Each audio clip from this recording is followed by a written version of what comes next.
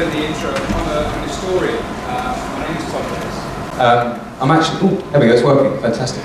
I'm an historian and a history teacher, which lets me combine two things I love. One is talking, and the other one is getting to share my passion every single day. I'm very privileged to do that at Dulwich College in Suzhou. But history is something that I think really should be embraced by every single person in the world. And I primarily am a social historian, social and political, and my actual expertise is in the ancient world.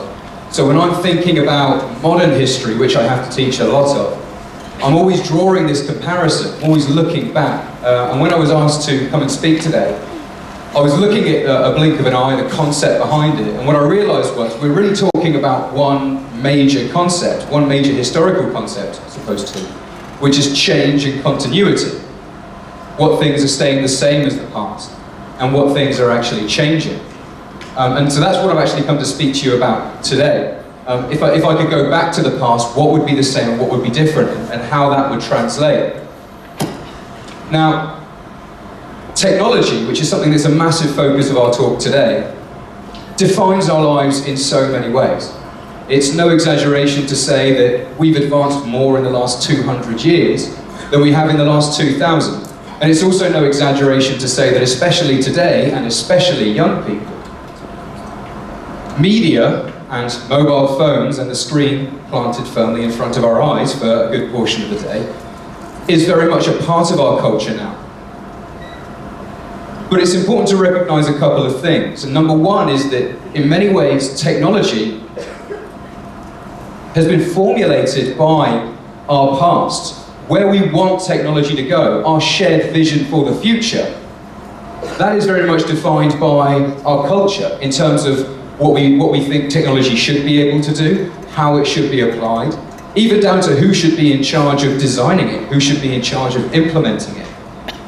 But that actually also to our ancestors, to people who were living in the past, that's really not that relevant. Development for them was not scientific. Development was cultural. And that's what I want to talk about today. And I want to do that by playing a game. If you went back in time, 1,000 years into the past, how would you use your amazing knowledge and your amazing skills and everything you've built up to become a success? Not just to be able to live day to day, but how would you use it to become a success? And I've chosen 1,000 years not arbitrarily, but because I think it's quite relevant, both in Europe, where I'm from, and here in China. If we look at what was happening 1,000 years ago in China, the Song dynasty was on the ascendancy. It was a period where Confucianism was again on the rise, and at the same time, the population was about to double to almost 100 million people. In Europe, at around a similar time, certainly in the UK, the old kingdoms were dying away. And when I say kingdoms, I'm being pretty liberal with that concept. Actually, they were mostly warlords. The guy with the biggest stick is in charge, and he's telling you what to do. And so actually, there's a period of two things. One is tradition, and the other one is stability. So it's a good time to go. As you can imagine, from my physique, I'm not much of a warrior. I don't want to be dropped into a war zone when I'm trying to survive. But the caveat is this: can't take anything with you. No technology at all. Absolutely not allowed. And another thing I thought I should add is that we're going to cheat a little bit in our game and say that language isn't going to be a problem. If I was transported back 1,000 years, I guarantee that I would be very lost very quickly. But this becomes the most boring game in the world if I can't even negotiate buying an apple, okay? I need to be able to communicate, so we're going to pretend that's not a problem, okay? So what would I do? Well, let's take life number one. I'm going to go back and I'm going to talk about some of the real household things that might wow and impress people, okay? Electricity, there's a really good example. So I've wowed my way into the court of the king. And I'm going to tell him all about electricity. There I am, kneeling down. And here's my book, where I'm describing all the amazing things about electricity, how it's changed our lives, how it could change his life, change his kingdom. Fantastic, says the king. How does it work? I pause awkwardly. realizing I have literally no idea how electricity works. It just kind of works. And then, 5 minutes later, in walks the Archbishop. And he says, "Your Highness, what are you talking about?" And he says, "I have with me Tom Dennis." And he's telling me all about electricity. The Archbishop frowns. "Sounds like the devil's work," he says. So here's my vision of where I am with the king. Fast forward 30 minutes, there's me, okay? I'm in trouble. I do not want to be in this scenario. And if we go and look at some examples from history, that is the case. Not just in the witch hunts we've seen in the past, but a very famous example, a man called Galileo. Now Galileo was one of the pioneers of the concept of heliocentrism. And for the physicists among you, you'll know that heliocentrism is essentially this. The Earth revolves around the Sun. The Sun does not revolve around the Earth. Now he was very well respected. The church leaders at the time, basically, despite seeing all the evidence he produced, did two things. One, they locked him in his house and told him he was never, ever, ever, ever, ever allowed to leave again. And the second thing they did was make him sign a form, essentially saying, "Hello, I'm Galileo, and I am a liar." He was lucky not to lose his head. So you might sit there thinking, okay, well, I'm kind of out of ideas. Evolution, no good. Physics, no good. Electricity, definitely not. Is there anything we can take back? And I would argue that yes, fundamentally there is. Culture is what translates, and it translates across, in many cases, thousands of years. Once again, I want to avoid this. Okay? Music is a good starting point. Now, if you look at this picture, the origin of this is over 1,000, well, about 800 years old actually, to be honest. And if you look at the instruments, you might notice something remarkably familiar. We have percussion, we have flute and woodwind, and we have all those other kinds of instruments. We even have violins and basic guitars. Now, this shouldn't be unfamiliar to any of us. In fact, even to them, this was not new technology. In fact, many of these instruments stretch back 1,000 years before that. Okay? And what we've got then is a pretty solid basis. I can work with this. Okay? I know these instruments. Now, I'm not a great composer. I will not be able to pull out Mozart. Okay? Honestly cool. I passed my grade 2 saxophone exam, and that was the end of that. That's my musical expertise, non-existent. But, as a composer, I can make use of these instruments. I've got a funny feeling I could impress them and wow them all in the court of the king, with perhaps some Ed Sheeran. Why not? I could steal that. He won't know. He won't find out for 900 years. It's not my problem anymore. And similarly, if we look at in China, Chiang, who is in many ways the rock and roll father of China, he made his beginning with guitar and with trumpet. These should not be unfamiliar.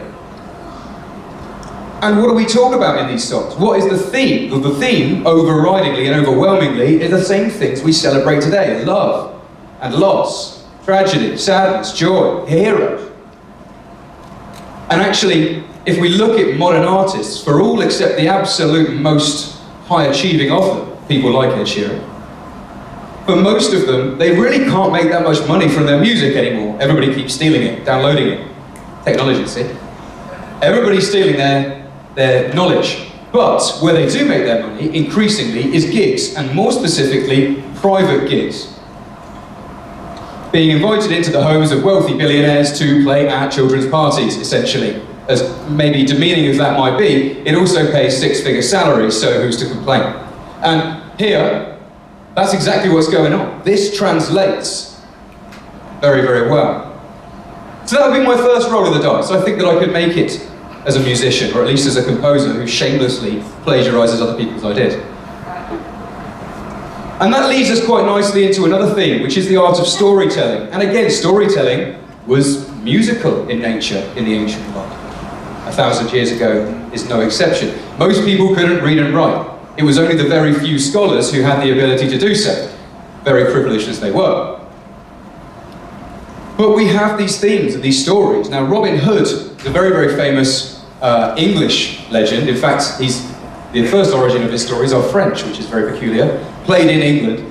but there's no real evidence that he existed. And on the right we have Mulan. Now Mulan was already 500 years old at this time. Now what do these stories tell us about? Well, in the case of Mulan, she was a woman who defied social convention in a time where Confucianism was demanding filial loyalty, loyalty to one's father, respect for one's elders. She went and fought against the enemy for 12 years. So we've got two different themes going on there, because on the one hand, she's going off and she's fighting, but she's doing it for her father's honor. She's doing it to save face for her family. So while we might disagree in terms of what she's allowed to do, we respect why she was doing it. Robin Hood is no exception.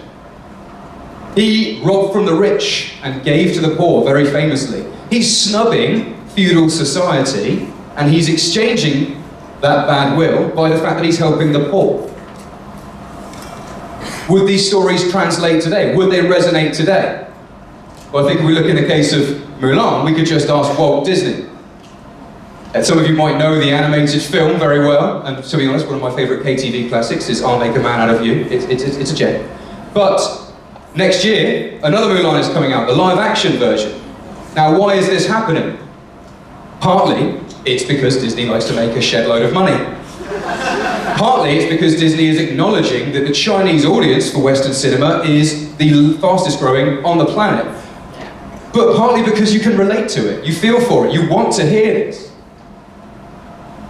And I think, if we go back to my game, I could take some of those ideas back, I could take some of those theories back. And when I go back, I'm taking a book I've just written. It's called Romeo and Juliet. Don't know if you've ever heard of it. Okay? But love, loss, tragedy, sadness, joy, it's the whole package. Please don't feel bad that I've stolen from Mr. Shakespeare. Romeo and Juliet was actually stolen by him from a guy who wrote the idea 50 years earlier, called Arthur Brooke. If you've never heard of Arthur Brooke, then you shouldn't feel too particularly bad for me stealing the ideas from Mr. Shakespeare. And now we're going to come to my final bid, my final roll of the dice. And I think it's a strong one. And that is the art of comedy, entertainment. Comedy is a very transcendent concept, okay? And what I want to show you is how comedy in the past was incredibly influential. So here, we have a banquet scene. Everybody having a good time, the meal, musicians, food's being prepared, fantastic. But I don't want to focus on that. I just want to focus on these two guys on the right.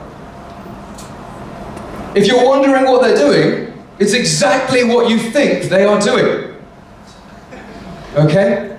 They are flatulence. They are breaking wind.